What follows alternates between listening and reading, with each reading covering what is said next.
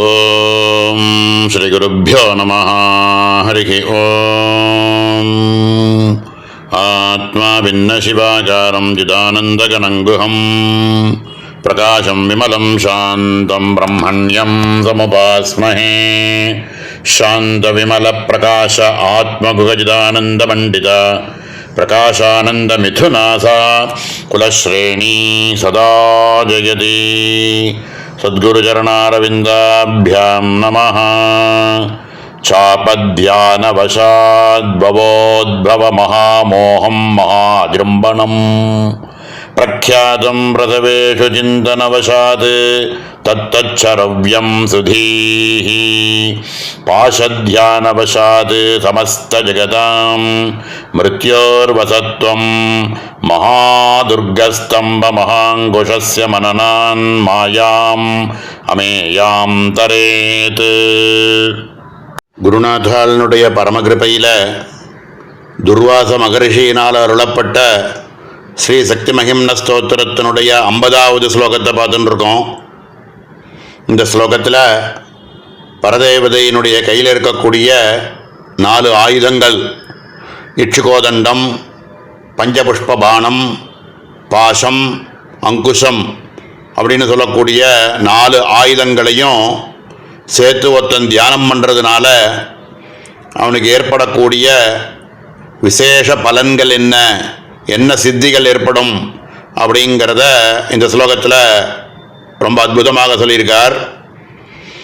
முக்கியமாக ஜீவராசிகர்களாக இருக்கக்கூடிய சர்வ ஜீவர்களுக்கும் பாரமார்த்திகமான ஞானமானது திரோதானப்பட்டு வியாவகாரிகமாக ஸ்திதியில் இருக்கக்கூடிய மோகத்தில் நம்மளாம் திண்டாடின்னு இருக்கோம். இப்படியாக வியாவகாரிகமாக ஸ்திதியில் இருக்கக்கூடிய அனர்த்தங்கள் இருக்கே, இதை 4 வகை அப்படிங்கிறார்.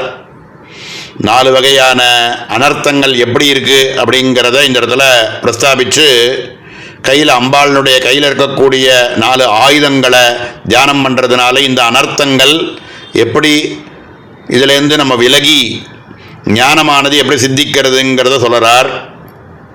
4 விதமான அனர்த்தங்கள் என்னன்னு முதல்ல தெரிஞ்சுண்டு அதுக்கு மேலே இந்த தியானத்தை எப்படி பண்ணணும் அப்படின்னு சொல்லித்தரார்.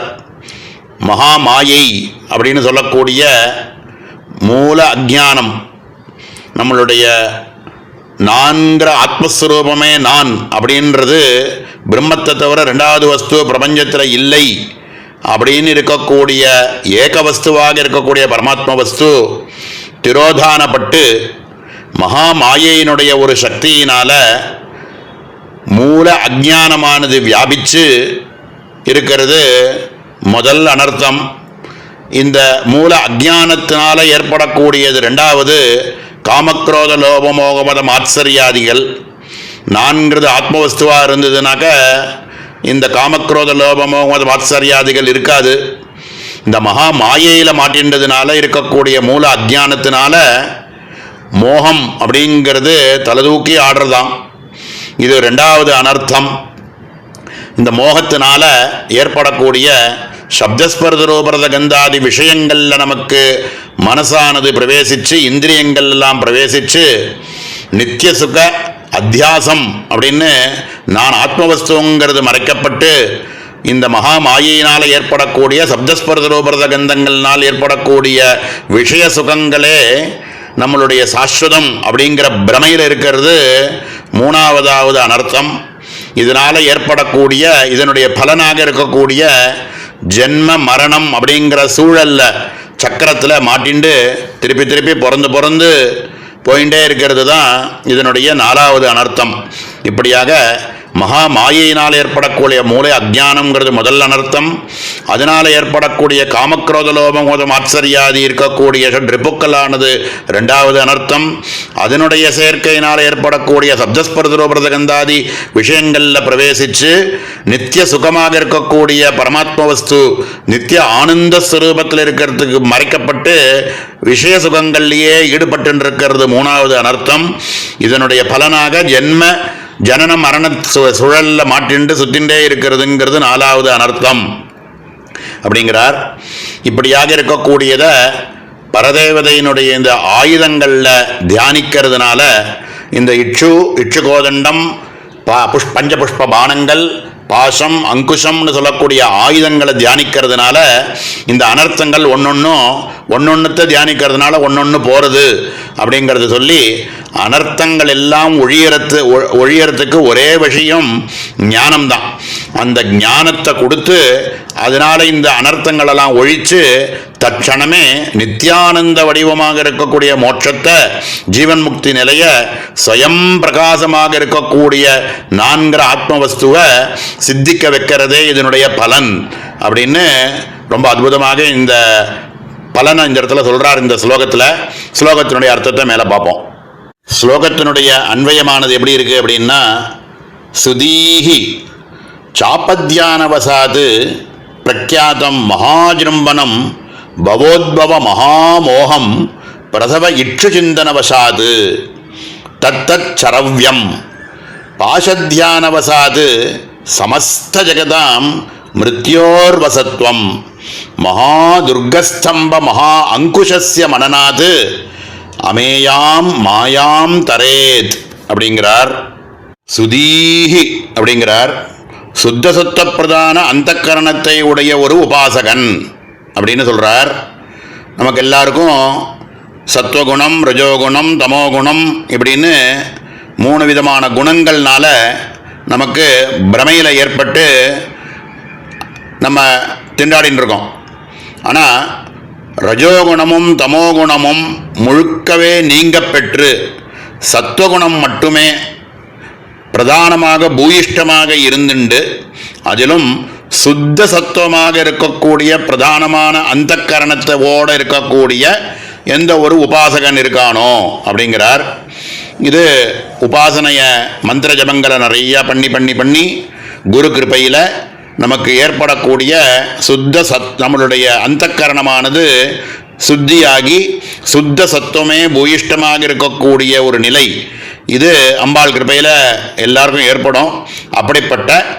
அப்படிப்பட்டவனுக்கு என்ன பேர் அப்படின்னா சுதீஹி அப்படிங்கிறார்.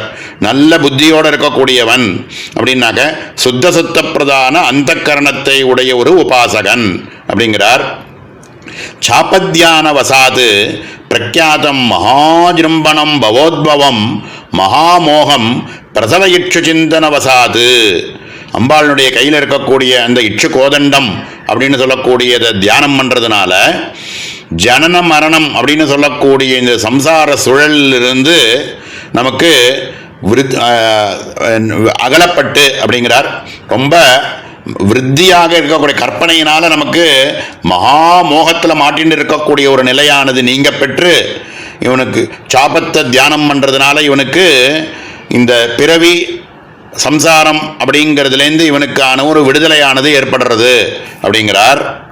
ஏற்கனவே 46, 47, 48, 49 இந்த 4 ஸ்லோகங்களில் ஒவ்வொரு ஆயுதத்தையும் தனித்தனியாக தியானம் பண்ணுறதுனால என்ன பலன் ஏற்கனவே சொன்னார். அதே ரீதியில் தத்தத் சரவ்யம் அந்தந்த பானத்தை தியானம் பண்ணுறதுனால ஏற்படக்கூடிய அந்தந்த தன்மாத்திரைகளில் இருக்கக்கூடிய நம்மளுடைய அஜ்ஞானமானது நிவர்த்தியாகி இவனுக்கு அந்தர்முகமாக இவனுக்கு மனசானது பிரவேசிக்கும் அப்படிங்கிறார்.